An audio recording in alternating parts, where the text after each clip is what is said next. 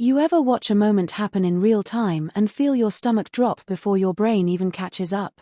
That's how I felt the night my wife crossed a line with one of my friends right in front of me. And the worst part? It wasn't just about what I saw. It was about all the tiny things leading up to it, the glances I brushed off, the little coincidences I told myself were nothing. If loyalty is a bridge, I guess I'm here wondering how many cracks you can see before you finally call it unsafe.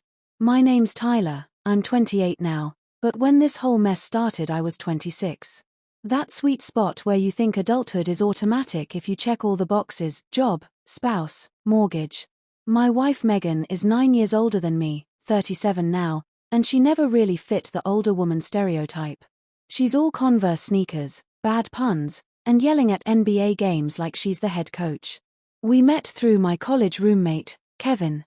Back in the day, Kevin, Megan, and his now wife Laura were inseparable lab partners by day, party crew by night.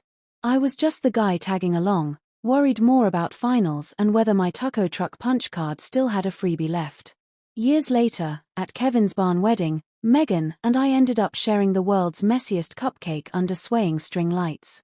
Frosting on our noses, cameras flashing, it was pure rom-com territory. From there it was a year of sneaking each other cafeteria leftovers, late-night Target runs that ended in Nerf battles, and one rainy rooftop proposal.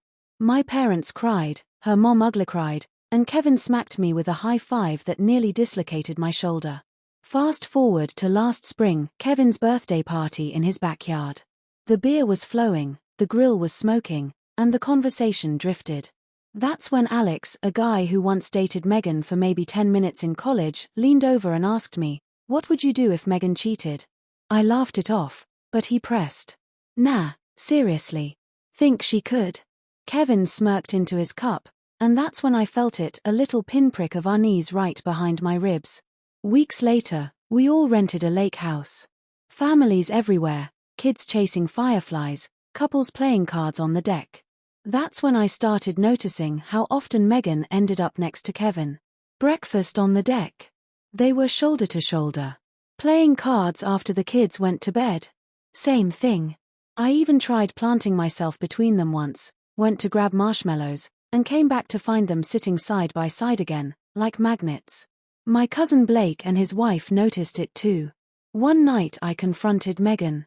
She swore nothing was going on, cried into her chamomile tea, and even offered to cut Kevin out of her life completely if it would ease my mind.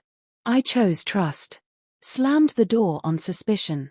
Pretended the lock was sturdy. That fall, Megan flew to Thailand with our daughter and her mom, a dream trip I couldn't join because of a big remodeling job. They sent photos of beaches, elephants, and neon night markets. When she came home, we had one of those passionate reunions that feel like hitting reset. 3 days later, my body felt off. The doctor mentioned genital herpes, tossed around the idea that maybe it was a migrated cold sore virus. Megan stayed calm, too calm. No shock, no anger. Just quiet. Another brick in the wall. Then came the night everything cracked open. Pizza party at our place, Kevin, Laura, and Danielle, a mutual friend. Kevin was a little tipsy. Megan poured him another beer. And then, right in front of me, she jerked his hand off her thigh and hissed, "Dude, seriously?" Kevin slurred back, "What?" It was cool before, now it's not. My pulse spiked. I demanded answers. Megan's eyes darted like a trapped animal. I threw them out before my anger boiled over. The next 2 days were ice. When we finally talked, Megan called Kevin a harmless flirt and said she didn't tell me about the thigh thing to avoid drama. I demanded a polygraph. She flinched, then agreed. Said if I still doubted her after that, maybe I'd never believe in us again.